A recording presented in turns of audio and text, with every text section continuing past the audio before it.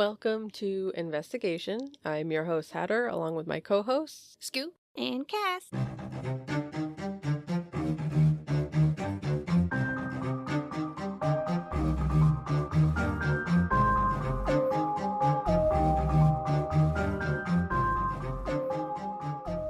and today we are covering a mini of the Hope Diamond.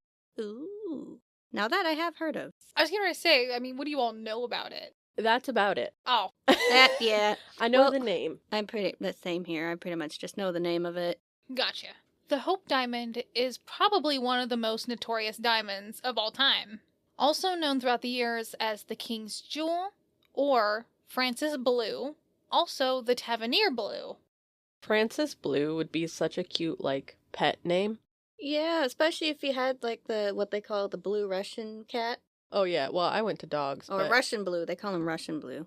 Really any type of dog. Be like, yeah, this is Francis Blue. Right. Feels so fancy. It does. The Hope Diamond weighs 45.52 carats. I have no context for what that means. That's pretty big for a diamond. It's decent. If you think of like an engagement ring, range only from 5 to 6 carats maybe. Okay. Roughly, 5, depending yeah. on how big your diamond is. Yeah, if it's one of the bigger ones, then it's going to be more of the 5 to 6 carat range. Gotcha. But pretty much any bigger than that, it's not going to fit on an engagement ring. Ah. It's graded as a fancy deep grayish blue type 2B diamond. Now, only 0.1% of all diamonds are in this category of type 2B. Oh, so it's fancy. It's fancy. rare. Yeah. Very rare. Yeah. Now, the reason for this is because it's characterized by the presence of boron in the diamond. Okay. Now, it is considered the world's largest deep blue diamond. This diamond, and I didn't know this until I was researching, which I thought was pretty neat. This diamond also has a fiery red glow after exposure to UV light. Oh. I love shit that glows under UV light. I don't know why. Yeah. Now, this is caused by boron and nitrogen impurities within the stone that cause it to have this glow after UV exposure. Exposure? Exposure? Just gonna say. Exposure. The Hope Diamond is considered priceless, but some experts have estimated it to be worth between $200 million to $350 million Holy Wow. in crap. U.S. dollars. I mean, makes sense. That really does, yeah. And I'm sure we're probably going to get to a story where someone either did or tried to rob it, but I'm like, it'd be understandable why someone would try to rob that thing. The history of the stone starts when French merchant traveler Jean-Baptiste Tavernier purchased a 112.316 carat diamond. Much larger. All I'm picturing with these, big ass diamonds is, the, really gaudy fake ones that you can get. Yeah. And just somebody's, sneaking around, tiptoeing with one of those big ass, Yeah. It's like the one in Titanic where it's the heart, the gem part was just took up most of a good bit of her chest there in the middle. I've not seen that movie. Which, so. it's actually ironic. I was going to add this in here at some point, but I do think that the movie makers of Titanic actually was inspired by the Hope Diamond just by the way it looks. Yeah, I actually do think so. Because I was going That to makes say, sense. when you said the Hope Diamond, I actually think they mentioned it in the movie as well. Did I think, or something like that. He was saying this was cut from a diamond, like the Hope Diamond or something. This diamond was most likely from the Kohlur, is how I'm going to pronounce it. At least that's what I'm Googling. If that's incorrect, I'm so sorry, folks. Yell at Google, not at us. Mine from India. Its color was described by Tavernier as a beautiful violet, which I think during that time they used the term violet to describe a shade of blue. Just so nobody gets confused here. It's still blue. It's not purple. The story also goes that the stone was allegedly stolen from a Hindu statue. Oh, so it's cursed as fuck. Apparently, the stone was serving as one of the eyes of the statue. Upon discovering it was missing, the priest put a curse on whoever was in possession of the gem. Called it. So you called Yeah. it. Now, it is said that Tavernier came down with a raging fever soon after stealing the diamond and passed away after his return from India. Or it was also said that he was mauled by wild dogs. Jesus Christ. Oh, dude. However, Other reports also state that he lived until the ripe age of 84 years old. Oh, so they were Uh, like, he either died from being mauled by dogs, he died from a fever as soon as he got back from India, or he died of old age. Essentially. Cool. All right. That sums it up.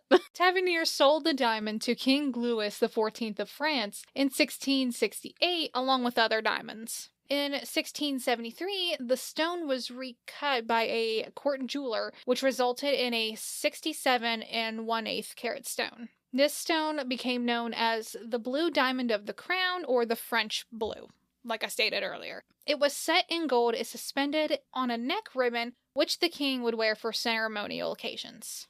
I debated on adding this in here. I'm just going to go ahead because I got confused in my research. He was also called the Sun King, which I was like, why? Yeah, what? Why? Apparently it was because he chose the sun as like his personal emblem.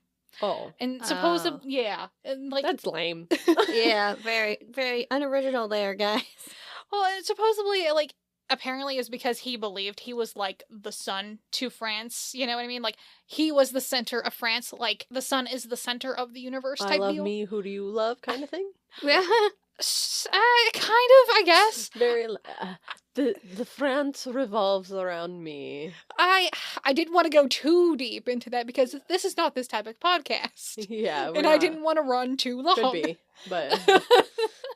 Now, real quick, did anybody else who owned these diamonds have potential unexplainable deaths? Oh, we'll get there. Apparently, King Louis XIV enjoyed a very luxurious lifestyle and remembered by many as the king who constructed the Versailles. Most of his children died at a very young age, with only one surviving to adulthood. Oh. Oh. Which... But this was also old France. Exactly. So, yeah. People back then just didn't live long. Yeah. So there's a part of me that's like, that's not surprising. That's not really... That's not a curse. Yes. Now, Yeah, if they were not like, really. every single one of them died because they were attacked by dogs, I'd be like, oh, wow, I see a pattern. Right. But- Now, King Louis XIV passed away at the age of 76 from gangrene. Now, King Louis XV in 1774 had the stone reset by the court jeweler Pierre André in a piece of ceremonial jewelry for the Order of the Golden Fleece. It was rarely worn, functioning more as a symbol of the king's power. King Louis XV died at the age of 64 on May 10th of 1774 of smallpox. Oh. Also not really Yeah. surprising. Nope. And 64, so once again, not bad. Not, yes. not awful for that time. Not bad. Yeah. Now, he was known as Louis the Beloved, but when he died, he was considered very unpopular because his failures contributed to the crisis that started the French Revolution. Ooh. Oh. Yeah, I could see how that would make a Yep. popularity down spike. Now, during the French Revolution in 1791, King Louis XVI and Marie Antoinette attempted to escape France, but they were apprehended and returned to Paris. Now, the French crown jewels were turned over to the revolutionary government. During a looting of the crown jewels in September of 1792, the French blue diamond was stolen. Oh. Ooh. Bringing up what you mentioned earlier. Yeah. Now, King Louis XVI was executed by guillotine January 21st, 1793. Now, Marie Antoinette was executed by guillotine on October 16th, 1793. So just a few months later. Now, supposedly, the diamond was in the hands of Wilhelm Fals, a Dutch jeweler who was responsible for cutting the diamond into the 45-carat diamond that we see today. After it was cut, his son allegedly, mind you, stole the diamond, murdered his father, and then took his own life. What? Okay, so is it Okay.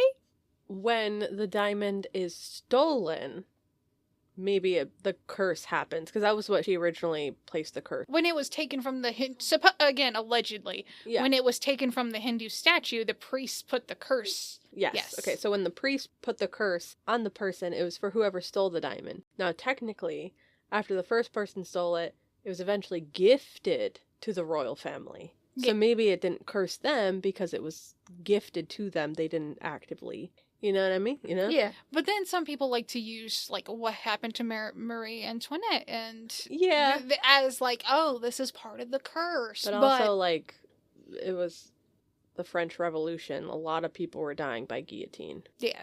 So. Yeah. In 1812, just 2 days, I'd like to point out, just 2 days after the statute of limitations on the crimes committed during the French Revolution expired, mind you, a deep blue diamond was documented to be in possession of London diamond merchant Daniel Ellison. Now, strong evidence indicates that the stone was the recut French blue and the same stone known today as the Hope Diamond. Now, a few sources say that the diamond came into possession of King George the Fourth, which was the King of England, but there's no evidence of this claim. And it wasn't until Henry Philip Hope, who was a wealthy British banker, who was the next owner. Hence Hope Diamond. Exactly. That is where the diamond gets his name, is from this family. Now, it was in a 1839 entry of his diamond collection catalog. Unfortunately, in the catalog, it does not reveal where or from whom he acquired the diamond or how much he paid for it. Okay. Now, after his death in 1839, the Hope Diamond and other gems went to his nephew, Henry Thomas Hope. Now, eventually, the diamond made its way to his grandson, Lord Francis Hope. Now, he lived extravagantly beyond his means, spending his inheritance on traveling, entertainment, and gambling. Oh. And he sunk into a lot of debt. Now, in 1901, Lord Francis Hope obtained permission from the family to sell the stone in order to help pay off his debt. At this point, the diamond kind of jumped owners for a few years. It was sold in 1901 to a London dealer who then sold it to Joseph Frankels and Sons of New York City, and it was kept in New York City for a while. The diamond was then sold to someone named Celine Habib, who put it up for auction in Paris in 1909. Now, it did not sell at the auction, but later on it was sold to C.H. Rosanou, and then it was resold to Pierre Cartier in that same year. In 1912, Pierre Cartier had the diamond resettled. The Hope was framed by 16 colorless diamonds and can be worn as either a head ornament or a diamond necklace, which looks very similar to how it looks now. Yeah. He then sold the Hope Diamond to an American couple, Ned and Evelyn Walsh McLean, which they were both heirs to fortunes. Now, in 1919, her eldest son, Vincent, was hit by a car and killed at the age of 9. Oh. Which was actually in front of their estate. Her husband, Ned, took on a mistress and was eventually declared insane. Oh. Okay. That I feel like I missed a escalated chapter. quickly. In 1946, Evelyn's only daughter, Evelyn McLean Reynolds, died of a drug overdose at the age of 25. Oh my goodness. And then Evelyn, who just really couldn't shake all of this, died shortly after of pneumonia in 1947. Which, I don't know, is it really a curse, or is it just unfortunate, just bad luck? Yeah. I don't know. I mean, it definitely is a little weirder that, like, the entire family went out in more drastic ways. I would say maybe with the exception of the pneumonia. That one's a little more common, I guess. Now, she dictated in her will that all of her jewelry be held in a trust until her youngest grandchild turned 25. But 2 years after her death, however, the court ordered the sale of her jewelry collection to pay off debts and claims against her estate. Oh. After it was sold to Harry Winston. Now, for the next 10 years, he would show it in many exhibits and in charitable events worldwide. Now, on November 10th, 1958, Harry Winston donated the Hope Diamond to the Smithsonian Institution. Now, supposedly, the mailman who delivered the diamond to the Smithsonian, his name was James Todd, apparently had an accident in a truck shortly after, and then had a head injury in another car accident the same year. Oh my gosh. Okay, I do see a string of bad luck here. Yeah. The Hope Diamond has only left the Smithsonian 4 times since it's been donated. And that has been to, like, various museums, art galleries, just for, like, showcases type of thing. Special occasions, yes. Yeah. Now, in September 2009, the Hope Diamond was removed from its setting and exhibited unmounted for the first time ever. Now, to celebrate the 50th anniversary of the Hope Diamond at the Smithsonian, the Hope Diamond was set in a different necklace setting called the Embracing Hope Necklace, and was displayed for over a year before being returned to its original mounting. Okay. Would you actually like to see what it looked like in, like, the red UV? I was looking at that and I was like, Yeah. hold on, let me get it pulled up. Picture time. Picture time! Oh. It's like a bright red. Yeah. Whoa. That's crazy. Yeah. What's up with that one side diamond being blue? I'm assuming it's got something to do with something in the diamond, like how this diamond, specifically the Hope Diamond, has got like boron and nitrogen. I'm assuming it's something similar, but it just has a different glow to it, and that's just my assumption. I'm no expert on. But no, that does make sense. Yeah, I definitely think Titanic either just incorporate, like it was inspired by it, or they actually did say Hope Diamond in there. It's been a while since I've seen it, so I don't remember what they said. Been a while. It's been a while. But like, here, I'll show you a picture of the Titanic. Yeah, that way. So Hatter Have a look at can that. have like a little reference to what we were talking about since she hasn't seen it. So the second picture that I sent was actually the brief resetting they had it in. Yeah. For the anniversary. And then there's a picture of it, what looks to be in, like, the showcasing. I mean, it's a decent-sized stone. Yeah, it still is, like, pretty massive, even for being cut a couple times. Yes. Which is also more insane that it was cut a couple times and it's still And that I size. think the reason being, for it being cut several times, just over the years, styles have just changed over time. So, like, the French during the time had the diamonds looking a certain way. Mm-hmm. And then, obviously, when it was taken, they had to recut it. It's just overall just style and whatnot. Yeah. To go with the times. So what do we think, guys? Do we think this stone is cursed? Maybe.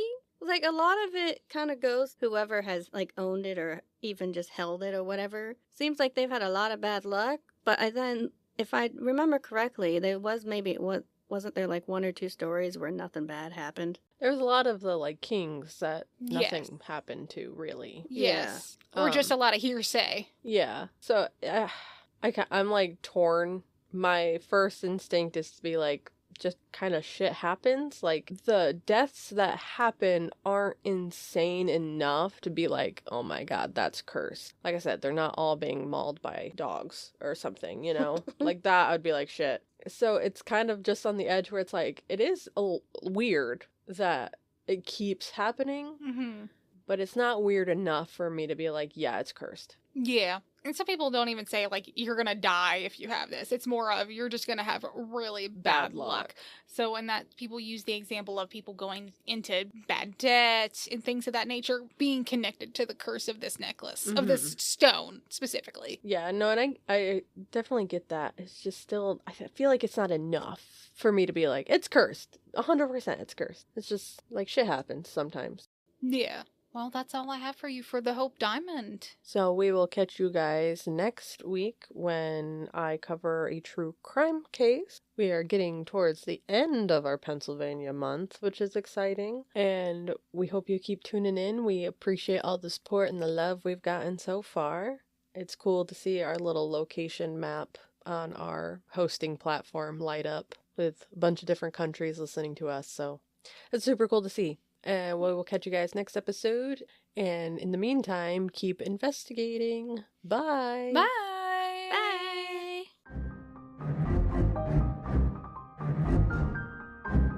Now the story goes... No. No. No. The story goes, no. Now King the 15th... King 15th. King the 15th. Died